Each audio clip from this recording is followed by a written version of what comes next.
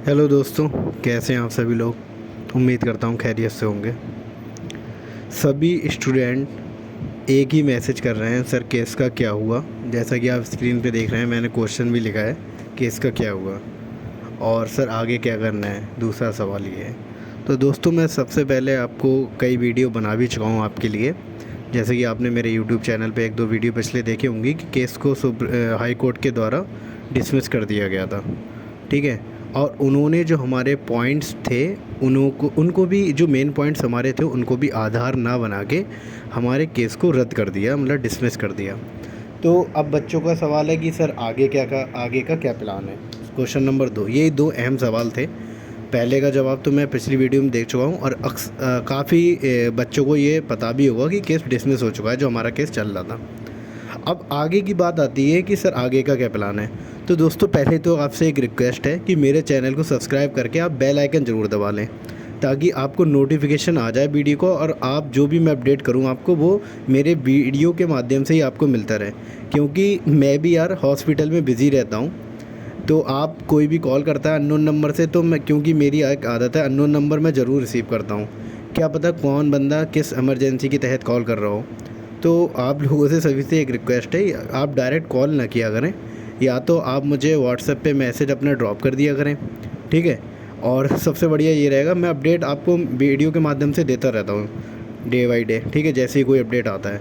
तो आप, अगर आपको बाय द वे बहुत ज़्यादा क्यूरियोसिटी हो रही है, तो आप व्हाट्सएप पे मैसेज ड्रॉप कर सकते हैं, ठीक है। उसे मैं जब आराम से फ्री होकर देखूँगा तो मैं आपके मैसेज का जवाब दे पाऊँगा। आप डायरेक्ट कॉल ना किया करें, ओके। तो चलो दोस्तों, आगे बताते हैं कि आगे का क्या प्लान है। तो दोस्तों, जैसा कि केस को डिसमिस किया जा चुका है, और जो मिथु जैन हमारी सीनियर एडवोकेट थी इस केस की, तो उसके तहत एक दिन पहले हमारे जो फ्रंट पे स्टूडेंट्स हैं जो केस को आगे लेके चल रहे हैं, सब चीज़ों में आगे हैं, फंड रेजिंग में, एवरीथिंग, वही मैटर को देख रहे हैं। तो उन्होंने एडवोकेट से जाके बात की थी कि मैम, हमारे पॉइंट जो थे उनको तो एक आधार भी नहीं बनाया गया और हमारे केस को रद्द कर दिया गया।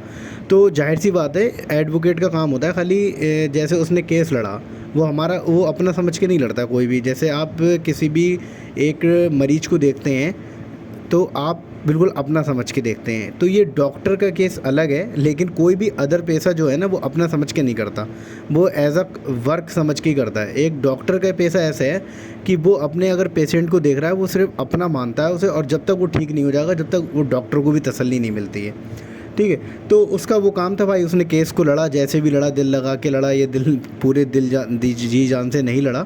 बहरहाल केस को डिसमिस कर दिया गया। तो उनसे हमारे स्टूडेंट्स जो थे उन्होंने बात की कि मैम ऐसा क्यों हुआ। तो उन्होंने तो ये पहले जो उनकी 5 लाख फ़ीस थी, उन्होंने ये कहा था हम केस को आखिरी वक्त तक लड़ेंगे। वर्बली बोल दिया था, हमने रिटन में नहीं लिया था कि मैम आप इस रिटन में लिख दीजिए कि आगे भी, क्योंकि इंसान का पहली बार हम लोगों ने केस को लड़ा है ऐसा हाई कोर्ट में, उसके बाद सुप्रीम कोर्ट भी मे भी जाना पड़े तो जाएंगे।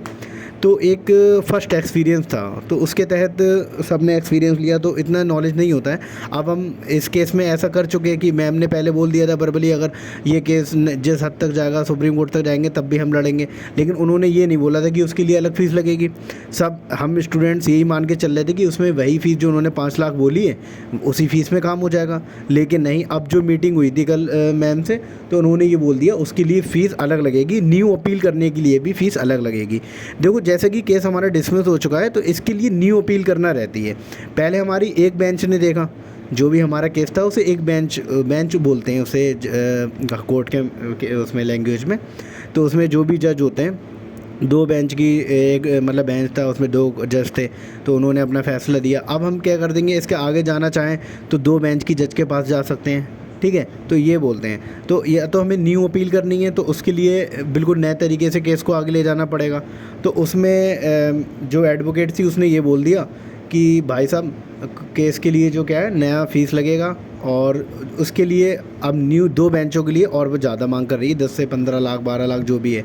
और बहरहाल आप सभी लोग जानते हैं कि स्टूडेंट कैसे पैसे को एक एक करके कलेक्ट करता है, क्योंकि ये ऐसा कोई स्टूडेंट नहीं है जिसके पास एकदम 1 लाख रुपया कोई दे दे या 50,000 रुपये दे दे।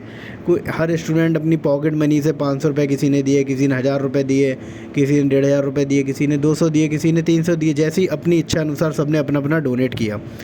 लेकिन उसे किसी एडवोकेट को क्या लगता है ये बच्चे तो एकदम पैसा लाए हमें दे दिए और आगे भी देते रहेंगे। तो ऐसा नहीं होता, उसको ये भी समझना चाहिए था कि स्टूडेंट का केस है और स्टूडेंट कैसे पैसा कलेक्ट करते हैं, इन सबको चीज़ें ध्यान में रखते हुए उसे बात करना चाहिए थी उन्हें। लेकिन उन्होंने काफ़ी कल एग्रेसिव नेचर में भी बात की थी, जैसा कि स्टूडेंट बता रहे थे। तो ये तरीका गलत है। बहरहाल अब जो भी है दोस्तों, आगे का तो प्लान यही है कि हम न्यू अपील करेंगे, तभी कुछ केस को आगे ले जा सकते हैं। और बहरहाल अगर जैसे उन्होंने अगस्त का बोला, अगर अगस्त में एक बार नेक्स्ट एग्ज़ाम अपेयर हो गया, मतलब एक बार उन्होंने करा दिया, तो उसके बाद तो कोई भी इसे कैंसिल नहीं करा पाएगा। क्योंकि दोस्तों जो चीज़ इम्प्लीमेंट हो जाती है उसका ख़त्म करना बहुत मुश्किल होता है, बामुकाबले उस चीज़ के जिसको अभी इम्प्लीमेंटेशन जिसका चीज़ का नहीं हुआ उसे ख़त्म किया जा सकता है। क्योंकि उस पर सरकार भी विचार कर सकती है, लेकिन जब इम्प्लीमेंट हो जाती है तो उनका कहने का मतलब ये होता है कि लोग अपेयर हो गए तो इसे कैसे ख़त्म कर सकते हैं। और दूसरी बात दोस्तों, जैसा कि आप सभी जानते हैं कि हम आयुष वालों में यूनिटी नहीं है। अब आप तुलना करने लगते हैं एमबीबीएस वालों से, मुझे ये बात समझ में नहीं आती। जब आप तुलना एमबीबीएस वालों से कर सकते हैं तो उनकी तरह बन के भी तो दिखाइए। भाई साहब, उन लोगों में कितनी यूनिटी है, वो अपने प्रोफेसर को, टीचर को, सबको, डॉक्टरों को, सबको एक प्लेटफॉर्म पे लेके आ जाते हैं अगर उन्होंने कुछ भी करना रहता है। फॉर एग्जांपल, अगर आपसे बोल दिया जाए कि भाई धरना देना है कल, तो एक तो स्ट्रेटजी भी प्रॉपर तरीके से नहीं बन पाती है और बेचारे स्टूडेंट भी कंफ्यूज रहते हैं कि क्या करना है क्या नहीं करना। जो लोग, कुछ स्टूडेंट हैं बहुत एक्टिव हैं, एक्टिवली अपने परफॉर्मेंस दे रहे हैं इस चीज़ में, केस को लेके, और कुछ स्टूडेंट्स हैं जो भाई साहब उन्हें कोई मतलब ही नहीं है, कि वो सोच रहे हैं कि लगे तो हैं बच्चे, हो जाएगा भाई, हो जाएगा, हमारा क्या, हमें तो फ़ायदा मिल ही जाएगा। लेकिन उन्हें जब फ़ायदा दिख जाएगा, जब ये कि एक बार हो गया ना नेक्स्ट एग्ज़ाम, तो उन्हें असल फ़ायदा मिल जाएगा। लेकिन इसलिए अपना जो परफॉर्मेंस देनी चाहिए बिल्कुल उसमें 100% अपना देना चाहिए, ताकि अगर केस हार भी जाए, बाय द वे आपको एग्ज़ाम देना भी पड़ जाए नेक्स्ट का, तो आपको ये अफसोस ना हो कि हम इसकी चीज़ के लिए लड़े नहीं थे। कम से कम इतना तो दिल में जज्बा होना चाहिए कि हम इसके लिए लड़े थे। वो अलग बात थी, ऐसे सरकमस्टांसेस बन गए, ऐसी मजबूरियाँ बन गई जिसके तहत हम ये केस हार गए और हमें एग्ज़ाम देना पड़ रहा है। तब आपके एक दिल को तसल्ली होती है, जैसा कि आप नीट की तैयारी करते हैं। जब आप एमबीबीएस के लिए करता है हर कोई तैयारी, कोई बीयूएमएस या बीएमएस के लिए तैयारी नहीं करता, कोई भी नीट की तैयारी अगर कर रहा है। लेकिन जो बंदा अपना 100% देता है, अगर उसका बाय द वे सिलेक्शन नहीं हो पाता तो उसके अंदर मलाल नहीं रहता है। अब जो स्टूडेंट अपना 100% नहीं देता है, वो चाहे बीएमएस में एडमिशन ले ले, चाहे बीयूएमएस में एडमिशन ले ले, उसकी ज़िंदगी भर मलाल रहता है कि काश मैं कोशिश कर लिया होता तो मैं आज यहाँ नहीं होता। तो ऐसी इंसान को ऐसी कोई चीज़ है जब आपके एक फ्यूचर से जुड़ी हुई है, अगर आपको उसे इस तरीके से नज़रअंदाज कर रहे हैं जैसे नहीं करना चाहिए, तो आपको ज़िंदगी भर मलाल रहेगा इस केस का, अगर बाय द वे ये इम्प्लीमेंट हो गया नेक्स्ट एग्ज़ाम तो इसलिए दोस्तों, आप सभी लोगों से गुजारिश है, पूरी अपनी परफॉर्मेंस दें, उसमें 100% अपना दें। कम से कम जीत हो गई तो आपको भी खुशी होगी कि हम लड़े थे इस चीज़ में, हमारा भागीदार है, हम भी भागीदार थे इसमें, और मलाल ना रहे आपको ऐसी चीज़। और दूसरी बात, जैसे कि कोर्ट में, मैं उस पर दोबारा कोर्ट के मुद्दे पे आ जाते हैं, तो कोर्ट में जब केस चल रहा था अभी ये वाला जो अपना डिसमिस हुआ है, तो इसमें कितने लोग पहुंचते थे कोर्ट में, 3 या 4 लोग पहुंच जाते थे। तो जज को भी लगता था कि यार पूरे मतलब इंडिया लेवल का ये चीज़ होने जा रही है और में 3-4 लोग ही परेशान हैं।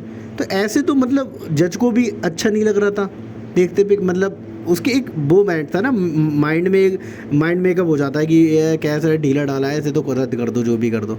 अगर वहाँ पे स्टैंड दिखती बच्चों की तो केस को रद्द नहीं करता एकदम, वो थोड़ा बहुत सोच समझ के चलता कि क्या करना है, कहीं बच्चे स्ट्राइक ना कर दें, कहीं धरने प्रदर्शन पे ना बैठ जाएं, तो एक इंसान के अंदर डर रहता है। तो इसलिए एक एडवोकेट ने एक मशवरा ये भी दिया है कि जो पिटीशन पड़ी थी इस बार, एक ही कॉलेज से कई स्टूडेंट्स हो गए थे, एक कॉलेज से 4-5 हो गए थे, दूसरे कॉलेज से 10 हो गए थे, तो उसमें जो थे नंबर ऑफ़ कॉलेज कम थे। तो इस बार जो पिटीशन डलेगी कम से कम 50 से 100 स्टूडेंट के बीच की रहेगी दोस्तों, और उसमें कम से कम अलग अलग कॉलेज से कम उसमें मान के चलिए एक कॉलेज से 2-3 स्टूडेंट्स हों, तो ऐसे 70-80 कॉलेज हो जाए, मतलब 50 से 60 कॉलेज मान लीजिए, 50 से 60 कॉलेज हो जाएंगे, तो थोड़ा इम्पैक्ट अच्छा पड़ेगा कोर्ट जज के ऊपर भी, अगर वो फैसला कुछ भी देता है। क्योंकि उसमें उसे जाहिर होना चाहिए कि बच्चे पूरे इंडिया से परेशान हैं, क्योंकि जो हमारे ग्रुप है उसमें भी कम से कम 11 से 12 स्टेट के स्टूडेंट्स उसमें जुड़े हुए हैं। ठीक है दोस्तों, तो उसमें 11 से 12 स्टेट के स्टूडेंट जुड़े हुए हैं, तो 11 से 12 स्टेट में अगर आप कॉलेज भी 10-10 मान के चलिए तो 120 कॉलेज हो जाते हैं। ठीक है, 120 कॉलेज में से भी अगर 50 कॉलेज के स्टूडेंट रहेंगे, अगर 2-2, 3-3 भी रहेंगे, तो एक उसका असर जो है, उसका इम्पैक्ट जो है वो एक बहुत ही पुरजोर असर से पड़ेगा। तो अब जो भी न्यू अपील होगी उसमें कम से कम नए स्टूडेंट्स अलग अलग कॉलेज से हो रहेंगे और ज़्यादा से ज़्यादा यूनिटी बना के रखें दोस्तों। अगर बाय द वे फ़ंड की तो ज़रूरत पड़नी है दोस्तों, तो फ़ंड के लिए जो भी बंदा कलेक्ट करे उसके पास आप बेझिझक बेसोच समझ कर डोनेट करें, ठीक है। ऐसा नहीं है कि वो बंदा अपने लिए यूज़ कर रहा है पैसा, आपके केस के लिए लड़ रहा है। और सबसे अच्छी बात तो ये है कि वो फ्रंट पे जाके लड़ रहा है, आपको खाली बैठे बैठे 500 या 1000 रुपये ही देने हैं। वो बंदा दिल्ली जा रहा है, कभी दिल्ली से अपने घर वापस जा रहा है, तो इसमें आने जाने में ट्रैवलिंग में भी परेशानी होती है दोस्तों। ऐसा नहीं है कि बहुत हर काम आसानी से हो जाता है। तो आप इन सब चीज़ों का ध्यान रखें और जो लोग फ्रंट पे हैं उनका पूरे तरीके से समर्थन करें, सपोर्ट करें, ठीक है। तो बात तो आपको समझ में आ ही गई होगी कि करना क्या है। न्यू अपील होगी, न्यू तरीके से होगा पूरा सिस्टम जो भी है दोबारा केस को।